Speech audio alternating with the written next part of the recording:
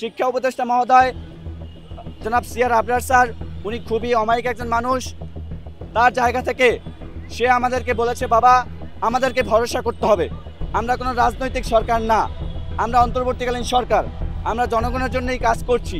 এখন তোমরা pressure create করছো, অবশ্যই এটা বজায় রাখতে হবে। স্যার আমাদেরকে বিভিন্ন দিক নির্দেশনা দিলেন যে অধ্যাদেশ আসলে কতদূর রয়েছে, এবং স্যারের পিএস তার সাথেও আমরা দেখা করেছি, এই জন্য আমাদের অনেক সময় লেগেছে। পিএস আমাদেরকে যেটা নিশ্চিত করলো যে ভাই অধ্যাদেশ প্রায় 80% অধ্যাদেশের কাজ হয়ে গেছে, এটা তারা আমাদেরকে নিশ্চিত করেছে। এবং তারা যে অধ্যাদেশের যে রোডম্যাপ, সেই রোডম্যাপের কাগজে দেখিয়ে আমাদেরকে বলেছে যে সত্যিকার অর্থের অধ্যাদেশের দ্বিতীয় ধাপে আমরা রয়েছি, এটা ঠিক, কিন্তু অধ্যাদেশ দিতে এই দ্বিতীয় ধাপটা হচ্ছে সবচেয়ে লং ডিউরেশনের ধাপ। এই ধাপটা হচ্ছে কেন লং ডিউরেশন, আমি যদি একটু ব্যাখ্যা করি। ইমেলের যে বিষয়গুলো, ইমেল প্রায় 6000 ইমেল আমাদের এখানে সাবমিট হয়েছে। এই ইমেলটা বন্ধ হয়েছে গত বৃহস্পতিবার। এরপর শুক্র শনি, আজকে সোমবার, মাঝখানে ছিল রবিবার, এই 2 দিন হচ্ছে অফিস ডে। এই 2 দিনে 6000 ইমেল, মানে 6000 পেজ ইমেল পড়ে শেষ করা আদৌ সম্ভব কিনা, এটা তারা আমাদেরকে বলেছে, বাবা বলো তো যে 6000 ইমেল 2 দিনে তুমি পড়ে শেষ করতে পারবা? তাদের জনবল সংকট রয়েছে। তারা চেয়েছিল 2জন ব্যক্তি এখানে নিয়োগ করে ইমেলগুলো পড়াবে, কিন্তু তারা আমাদের কনসার্ন দেখে, আমরা যে খুব বেশি ভুক্তভোগী এটা তারা ফিল করে 5 জন জনবল এখানে নিয়োগ করেছে, এবং তারা নিয়মিত এই ইমেলগুলো পড়ছেন। তারা যেটা আরও আমাদেরকে বলেছেন যে এই ইমেল পড়ার ধাপটা যে লং, মানে 6000 ইমেল পড়া অনেক সময়ের ব্যাপার। এরপর এই দ্বিতীয় ধাপের মধ্যেই আবার বিভিন্ন অংশীজন রয়েছে, শিক্ষকরা রয়েছেন, প্রায় 1200+ শিক্ষক রয়েছেন, আমরা 1.5 লাখ শিক্ষার্থী রয়েছি, প্লাস এখানে রাজনৈতিক ছাত্র সংগঠনগুলো রয়েছে, তারপর বুদ্ধিজীবী রয়েছে দেশের।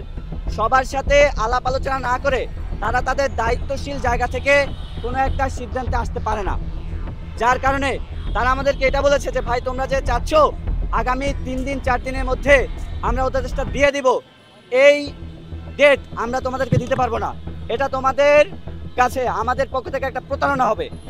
এই যে 6000 ইমেল দেখা, প্লাস অংশীজন যারা রয়েছে, শিক্ষার্থী, শিক্ষক, রাজনৈতিক ছাত্র সংগঠন, বুদ্ধিজীবী, শিক্ষাবিদ, এদের সাথে আলোচনা করতে কোনোভাবেই 3 থেকে 4 দিনের মধ্যে সম্ভব না।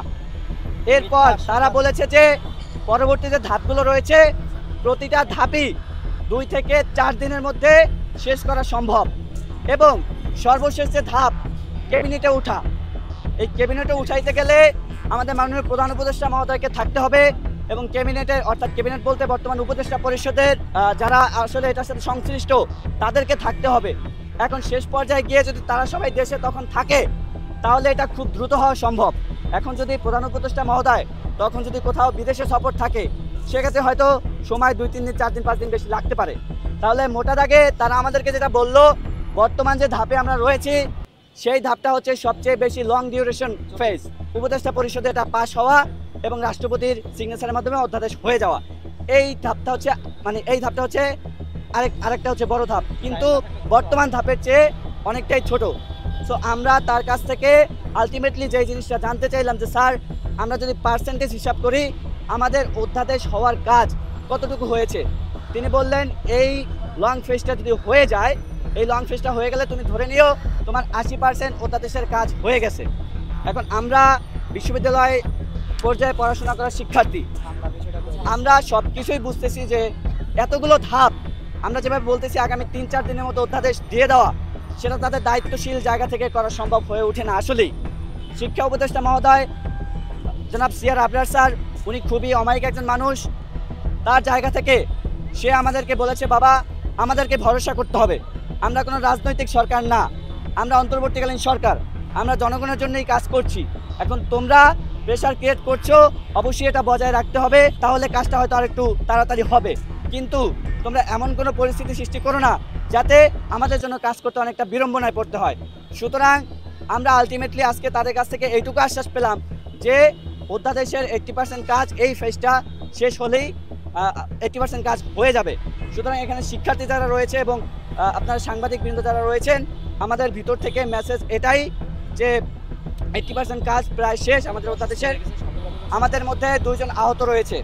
আজকে খুবই লজ্জা লাগছে আমার বলতে যে আমার শিক্ষকরা একজন শিক্ষার্থীকে মেরে রক্তাক্ত করেছে, তার মাথা হাতিয়ে দিয়েছে, তার হাত ক্ষতবিক্ষত করেছে।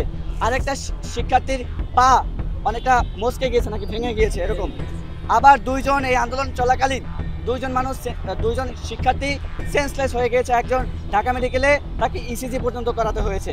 আরেকজন ছাত্রী বেগম বদরুন্নেসা সরকারি কলেজের, তিনি আমাদের সাথে ভিতরে গিয়েছিলেন শিক্ষা মন্ত্রণালয়ে, ও একটু আগে সেন্সলেস হয়ে গিয়েছে। সো আমাদের অবস্থা আপনারা খুব ভালোভাবে অনুধাবন করতে পারছেন।